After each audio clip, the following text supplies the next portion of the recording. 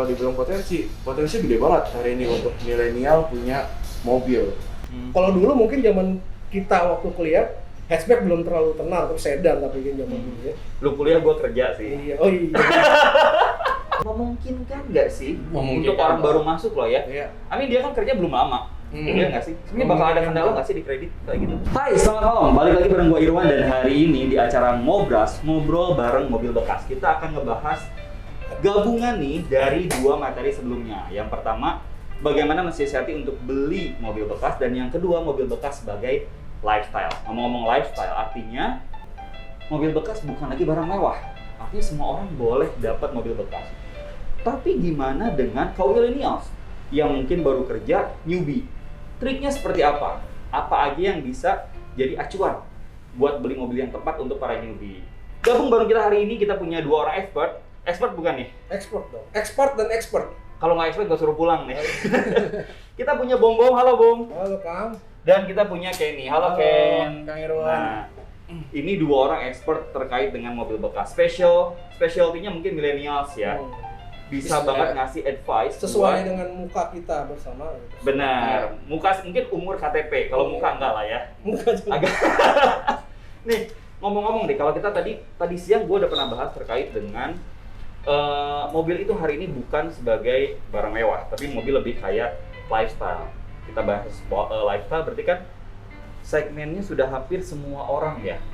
Kalau ngomong lifestyle, semua segmen. Iya. Nah, sebetulnya gimana sih untuk kaum milenial? Kalau milenial sih mungkin kita bisa bilang dari umur-umur, let's say range-nya 25 tahun ke bawah ya, yang masih baru kerja, newbie banget gitu loh.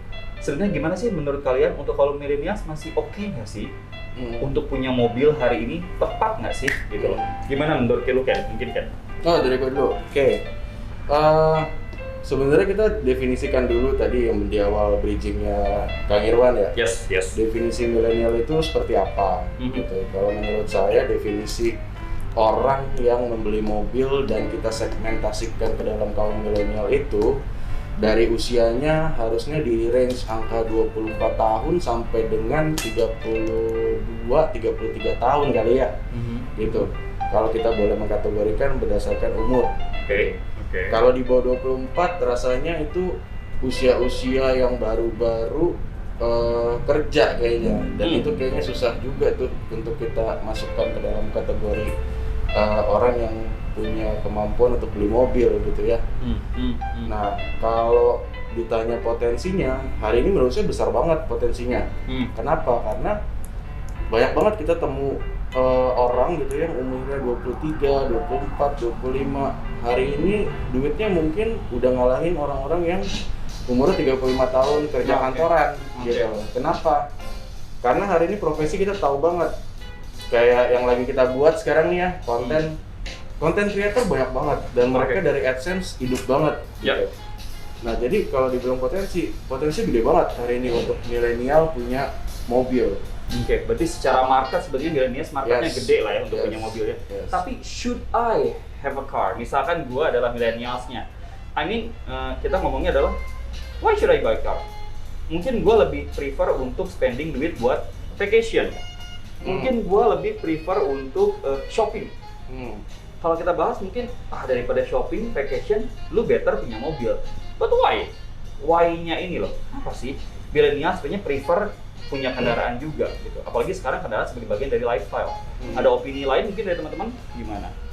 Ya, kalau Sebagai lu milenial, kenapa sih lu spending buat beli mobil daripada jalan-jalan gitu, Bom? ya, karena gini Kang, kalau misalnya kita flashback dengan pada saat mungkin dulu kita pada awal-awal kita kuliah gitu ya. Mungkin pembeli zaman dulu yang Kang Irwan bilang, mobil itu tergolong barang mewah gitu ya. Oke. Bukan barang primer tapi tersier ya. Gitu ya. Tapi lambat laun dengan zaman sekarang seperti mobil itu udah bukan barang mewah lagi. Nah, itu juga hubungan dengan tadi lifestyle. Sehingga kalau anak-anak muda sekarang kita lihat nih mobilnya tuh mobil-mobil mewah. Mungkin bahkan ada mobil yang sampai mobil mewah gitu ya. Memang dia YouTube-nya mungkin juga udah banyak viewernya segala macam, karena memang sekarang zamannya udah era digital. Jadi anak-anak milenial itu ya salah satu yang tadi si Kenny bilang gitu ya, banyak dari konten-konten kreator yang sebenarnya duitnya itu kan juga bisa nggak ada limitnya kasaran seperti itu dibanding pekerja karyawan gitu ya. Nah sehingga memang kalau kita lihat ya salah satu duit yang dia hasilkan tuh salah satu dibelanjakan untuk mobil, rumah, sebagai lifestyle untuk dia seperti itu. Oke, berarti kalau kita lihat tadi, kalau kita melihat dari bentuk kerjaan hari ini, ya kan, kalau ngomong anak milenial hari ini kerjanya banyaknya content creator. Terus like tons of people sekarang, anak-anak baru terutama mereka sangat fokus dengan yang namanya content creator. Untuk content creator berarti mereka butuh mobilisasi dan beta memang harus punya mobil. Itu mungkin juga reason yang kuat banget ya. Sorry, mungkin saya tambahin. Bukan cuma spesifik ke content creator kan, tapi mungkin kita sebut industri kreatif. Oke. Karena itu sejalan dengan program pemerintah. Oke. Ya kan, pemerintah lagi mencanangkan program untuk dunia kreatif untuk lebih naik gitu. Berarti untuk anak-anak ini memang juga terkait dengan kerjaan segala macam butuh banget lah sekarang ya. Harus mulai mikirin untuk bisa ngeluarin spending money buat mobil, kebutuhan mobilisasi gitu ya. Betul. Gitu kan. Yang kedua juga mungkin biar mulai punya aset lah gitu ya. Iya. Oke. Itu yang pertama. Nah, untuk melihat tadi mobil sebagai lifestyle. Ya, mobil sebagai lifestyle kayak lo punya handphone. Ya, sebagai lo yang gue ganti handphone. Nah, sebetulnya untuk anak millennials nih, untuk anak-anak newbie, pada saat dia mau beli mobil, namanya newbie ya. Sebenarnya apa aja sih yang perlu jadi pertimbangan nih buat teman-teman millennials pada saat mau beli mobil? Gua baru nih, gua nggak ngerti mobil misalkan gitu ya. Terus tiba-tiba dia beli SUV yang gede dengan kredit yang nyicilnya sampai ngabisin gaji misalkan gitu. Sebenarnya ada nggak sih kalian yang bisa ngasih tips sebenarnya apa sih harus jadi pertimbangan buat para newbie kalau dia mau milih mobil baik cash maupun kredit? Mungkin lu dulu boleh, Bob. Gimana menurut lu? Baik lagi sebenarnya tipsnya apa gitu untuk para newbie ini, gue memilih first car gue gitu ya kan? Yes, betul. Nah, baiknya biasanya kalau untuk anak-anak muda, biasanya kita bicara milenial berarti kan rata-rata belum married ya? Yes. Kita bicara belum married, katakan seperti itulah ya. Harusnya ya, kecuali harusnya. Happy accident. Beda cerita gitu ya. Kalau Oke, ini bicara rata-rata ya katakan dia single dan memang newbie rata-rata seperti itu. Biasanya dengan apalagi dengan gayanya lifestyle ya, anak-anak yang baru berumur muda itu biasanya masih meningkatkan apa ya? Gue pengen lihat barang gue mesti yang kece nih gitu ya. Pastinya sih mereka itu akan memilih tipe-tipe seperti hatchback, sedan gitu ya. Karena memang ikon banget orang kalau misalnya apalagi anak-anak muda ya, kayak temen gue punya nama Abah itu biasanya tuh, wow itu zaman jahiliyahnya parah itu. Mobilnya ya? Bahkan di suatu tempat udah terkenal nopol dia, mainnya di situ lalu dia gitu kan, mobilnya sedan. Pada saat itu sedan gitu ya. Sekarang tuh identitas sih mungkin ya. Iya, jadi memang ikon banget kalau anak muda tuh bisa sedan sama hatchback. Kalau dulu mungkin zaman kita waktu kuliah, hatchback belum terlalu tenar, tapi sedan tapi kan zaman dulu ya. Lu kuliah, gua kerja sih. Iya, Kita tuh beda zaman ya. Gua jauh banget zamannya. Waktu zaman lu masih pakai carry masalah Kang ya? Masih carry benar, mobil buntung. Ken, kalau kita lihat tadi Bom sempat cerita nih bahwa sekarang itu anak muda lebih ngelihat satu adalah mobil yang diambil kecenderungannya either lu hatchback atau sedan nih biasanya. Berarti kan ini lebih ngomongin bahwa kesan mudanya dari dua mobil itu dapat. Jadi dia punya image muda hatchback ini ya, dan memperlihatkan kayak jati diri gua. Iya, betul. Gua tuh anak muda banget gitu kan ya. Yes. Nah, kalau kita ngomong soal sedan dan hatchback tadi tipenya tuh kan banyak banget kan. Sebenarnya iya nggak sih Ken? Nah, kalau lu boleh ngasih saran nih, ngasih tips ke teman-teman, hatchback dari sekian banyak varian gitu. Untuk orang-orang yang newbie dengan penghasilan baru, let's say kita anggap in general itu baru. Jadi kan begitu masuk satu kerjaan bukan pada level manajerial, let's say ya. Levelnya masih di bawah anggap. Nah, lu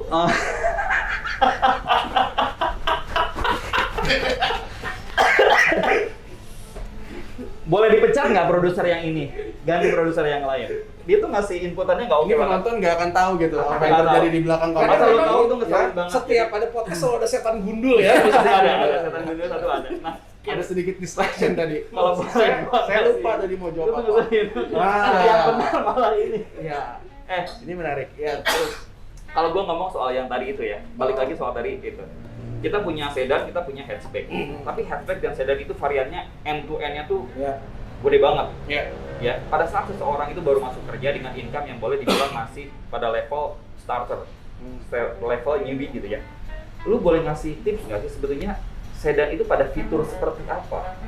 Based on cc-nya mungkin, based on apa yang bisa, mungkin ini lebih ekonomis segala macam. Nah, menurut lu gimana kan?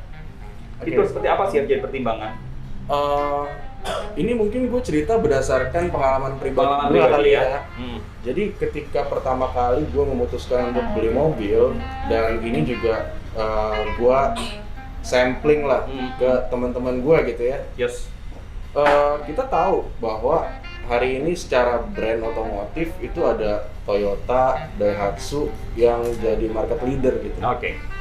Tapi di antara gua dan teman-teman gua hari ini, kalau kita bicara kaum milenial, rasanya sih nomor satu, mereka itu akan mencari sesuatu hal yang beda. Yang beda. Yang beda. Jadi kayak misalnya contoh gini, kalau kita bicara city car deh, kita bicara city car. Kalau Yaris common di jalan, ya nggak sih?